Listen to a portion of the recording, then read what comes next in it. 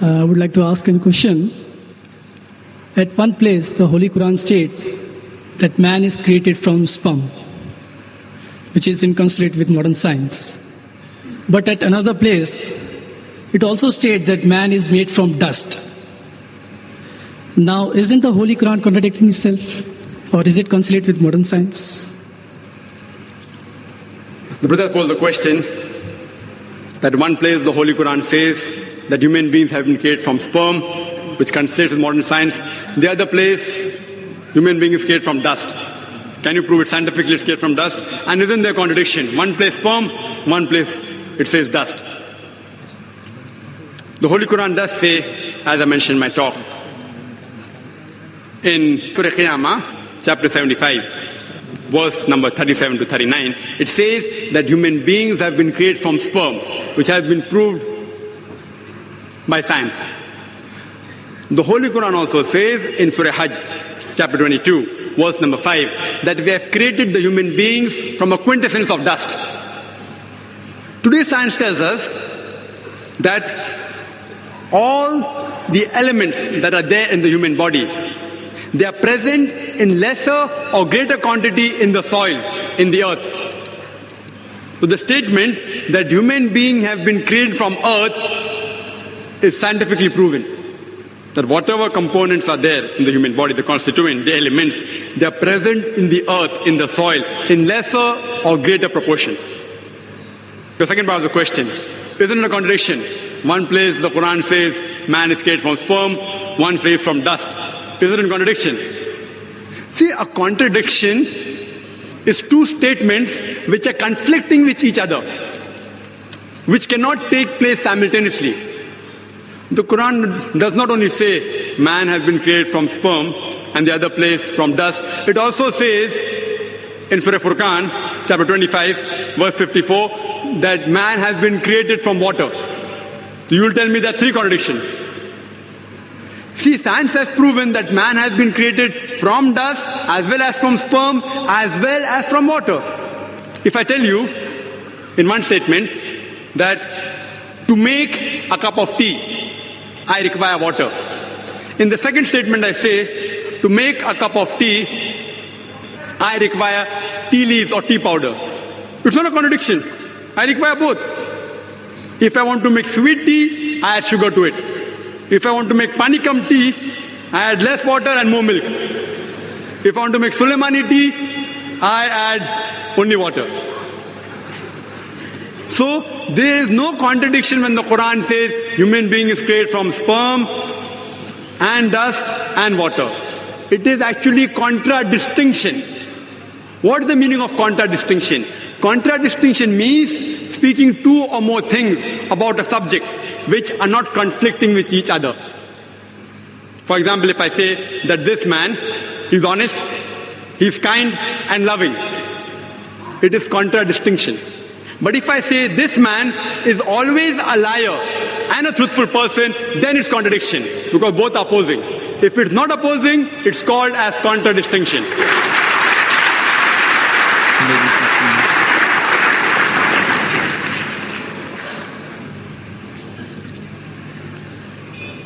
The next question from the ladies section. Assalamu alaikum, brother. My name is Farida Ansari. I am a laboratory technician. Quran says Allah is the creator of the human being. Does science agree with it? The sister posed a question that the Quran mentions that Allah subhanahu wa ta'ala is the creator of the human beings. Does science agree with it? And Quran says in several places, including the last verse of the embryological stages, that is Surah Mu'minun, chapter 23, verse number 14, that Allah is the best to create. Can we prove it scientifically that Allah is the creator? Quran gives the answer. Quran gives the answer in Surah Tur, chapter 52, verse number 35. It poses a question that were you created from nothing?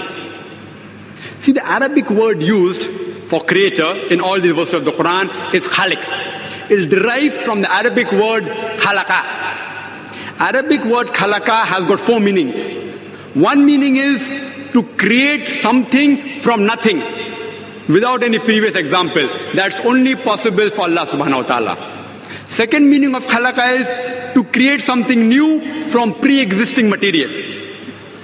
The third meaning is of khalaqa, programming or planning. And the last meaning is to make smooth. So Quran poses a question in Surah Tur, chapter 52, verse 35, that were you created from nothing? But naturally the answer is negative. No. Human beings aren't created from nothing. They pose the next question. Were you the creators or we the creators? We know very well that man cannot create another man. If he could do that, then the moment he died, he would have created himself back. If his relatives would have died, he would have brought them back to life. Human beings can't even create a living creature such as fly, live aside human being. Neither can you attribute the organs of the body, say the reproductive organs, like testes or ovaries, that they are the cause for a creation. Because if you say that the testes, the uterus, etc. are the cause, then you have to include your ancestors, their reproductive system, their ancestors, all are responsible. So the answer is negative. Quran poses the next question in Surah Waqia, chapter 56, verse number 58 and 59, that do you not look at the sperm you have emitted? Were you the creator or we the creator? And but natural, all these questions that Quran poses, the answer is negative. Some people can say it's by chance. By chance we were created. They say nature. Natural thing. It happened by chance. Let's analyze scientifically whether the human beings can be created by chance. The protein molecule is a very important structure of the living cell. Very important part in the living structure of the cell.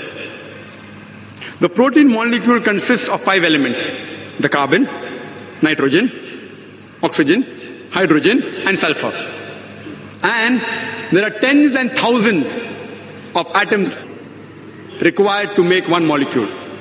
One atom has 5 elements: carbon, nitrogen, oxygen, hydrogen, and sulfur. There are tens of thousands of atoms which make one protein molecule. And there are approximately 92 free elements.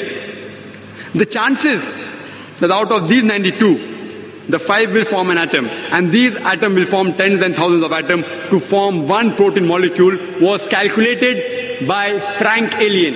And he said the chances are 1 in 10 raised to 160. You know what is the meaning of 1 in 10 raised to 160? If I say 1 in 10 raised to 2, 10 raised to 2 means 100, 2 zeros. 1 in 100, chances 1%. If I say 1 in 10 raised to 3, it means 1 in 1,000. That's 0.1%. If I say 1 in 10 raised to 4, it means 1 in 10,000.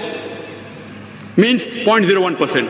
So when the calculation was made, 1 in 10 raised to 160, it means 0.00000, 157 zeros, then 1. And mathematics tells anything 1 in raised to 10 raised to 50, it's counted as 0. Furthermore, this is talking about one molecule, and the substance required to form this one molecule of protein was calculated by another person, Charles Guy, that it will require millions of times of substance as huge as our galaxies. Millions of galaxies will require to form this one molecule of protein. And the time was calculated by Charles Guy. The time taken for one protein molecule to be formed will be 10 raised to 263 years. You know what is that? 1000000, 263 zeros it will take to form one protein molecule. And do you know there are how many protein molecules in one cell? And do you know how many other molecules are there in the cell? And how many cells are there in the human being? There are more than 6 billion molecules when a child is born. That's what doctors tell us today. 6 billion. One more protein molecule takes 1 in 10 raised to 160 chances. Time taken is 10 raised to 263 years. To take 6 billion for one baby Imagine. And how many women are pregnant?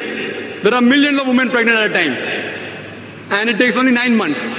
The chances science tells us is 0, 0, 0. No chance at all. These things cannot take by chance. They have to be programmed by someone. Science tells us there has to be someone,